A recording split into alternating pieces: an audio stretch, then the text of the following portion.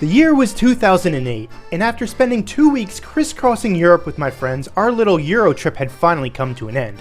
So we packed up our bags and headed to the airport in Frankfurt to catch a flight with Lufthansa back to the US. This wasn't a smooth experience though. The airline had overbooked the flight, and instead of being helpful, I found the staff to be rude and arrogant. I eventually ended up getting a seat on the plane, but it seemed like the gate agent did everything possible to prevent this from happening and only grudgingly assigned me the seat. It was at this point that I decided that I would never fly with Lufthansa again. And then I became an AV geek and came to appreciate how diverse the Lufthansa fleet is. So I swallowed my pride and booked a flight from Frankfurt to New York aboard this A340-600 back in March.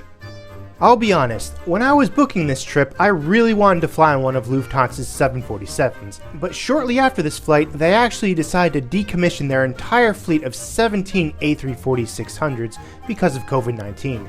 This is only supposed to be a temporary move, but with the current state of commercial aviation, who knows what'll happen. Looking back at this footage really makes me appreciate the chance I had to fly on this plane before it was sent to Spain for storage. Anyway, let's hop on board and start this 8.5-hour flight to JFK.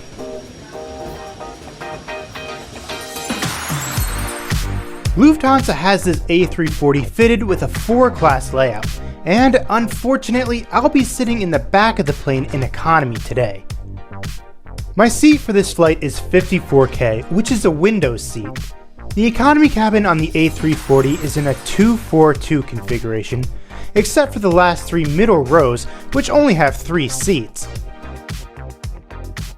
Looking out of my window, I had a great view of one of Lufthansa's A380s, which has been grounded until at least 2021. That's another plane that I would really love to fly on, and I hope it gets back into the skies soon.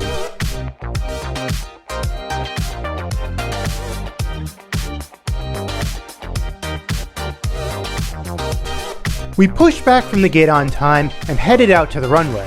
Since this flight was pretty empty, I was fortunate enough that no one ended up taking the seat next to mine.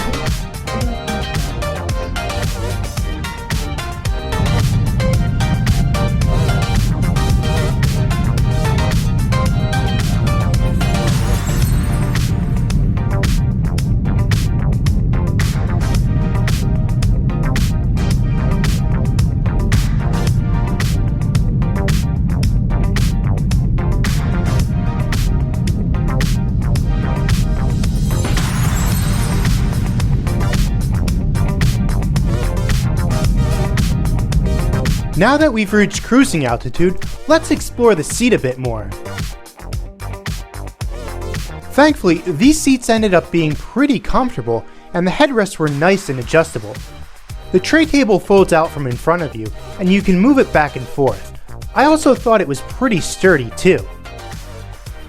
There's a cup holder in front of you, and there's also a universal outlet underneath the seat. Now what really stood out about the seat was the IFE system.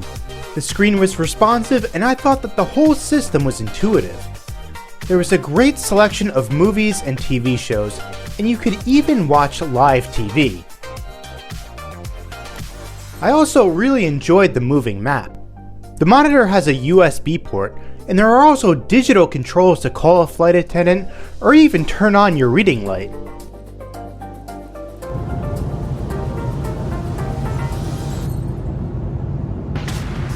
While we were still on the ground, the crew handed out a pair of headphones. Each passenger also received a pillow with a real fabric pillowcase that's much more comfortable than the disposable ones. A nice quality blanket was also waiting for you on your seat as well. The snack service began after takeoff, and everyone received these crackers. There was also a nice selection of drinks, including free alcohol.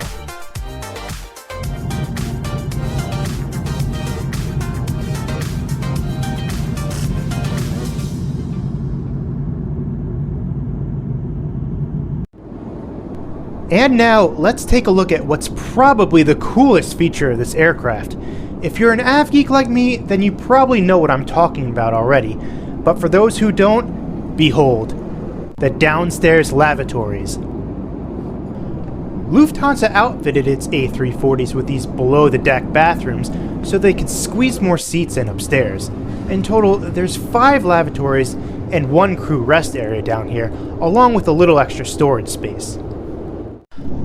The bathrooms themselves were perfectly fine and were kept nice and clean throughout the entire flight. But I'll be honest, the novelty of having to go down the stairs to take care of business never wore off.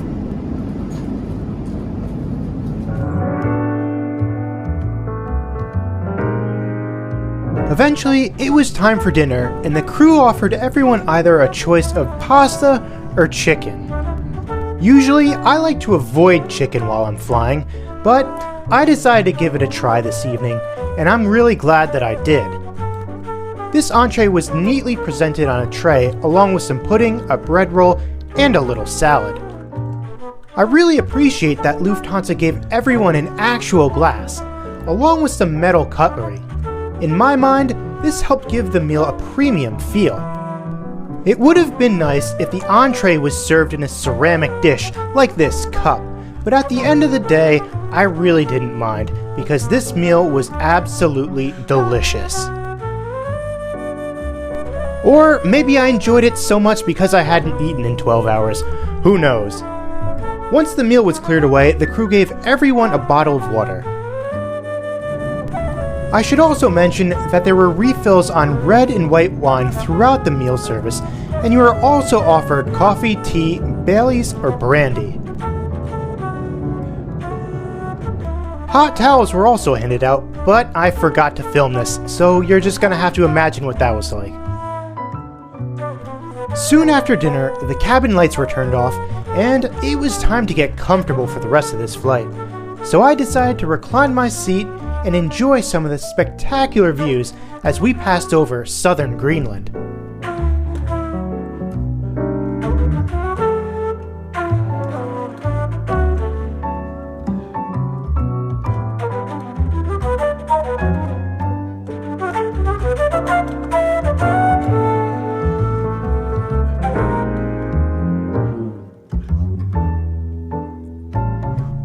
Catching a daytime flight that flies this far north is something that I always look forward to. It's such a surreal experience to get this close to the Arctic while being in the comfort of a passenger plane. And the views only improved as we began to pass over Canada. Looking out into the distance, I even spotted the lights of what I think was a mining settlement. Can you imagine living somewhere this remote?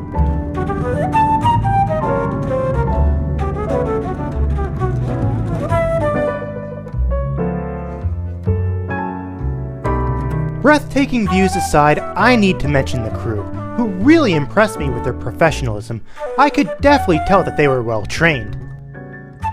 As we approached New York, the cabin lights were turned on again, and the crew began to prep for the final meal service, which Lufthansa called a light dinner. The light dinner consisted of a cold ricotta and bell pepper sandwich, which really wasn't that bad. I've heard a lot of complaints about this sandwich, but it was fine.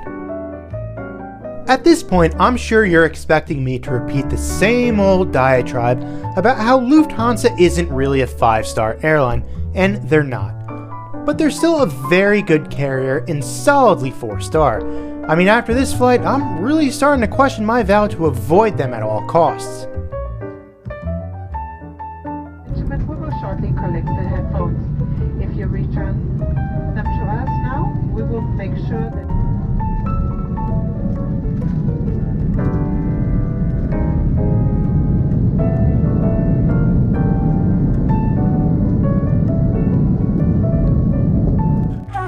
Well, there you have it. We've landed at JFK, and if you haven't figured it out already, I really enjoyed this flight. I hate to admit it, but I guess I'm a fan of Lufthansa now. I just saw a headline stating that Lufthansa was beginning to expand their network again, and that's great news. Maybe that means that I can finally book a flight on one of their 747s. Well, maybe not in business class though. A 222 configuration just isn't okay nowadays. Anyway, thanks for watching, and I'll see you again soon.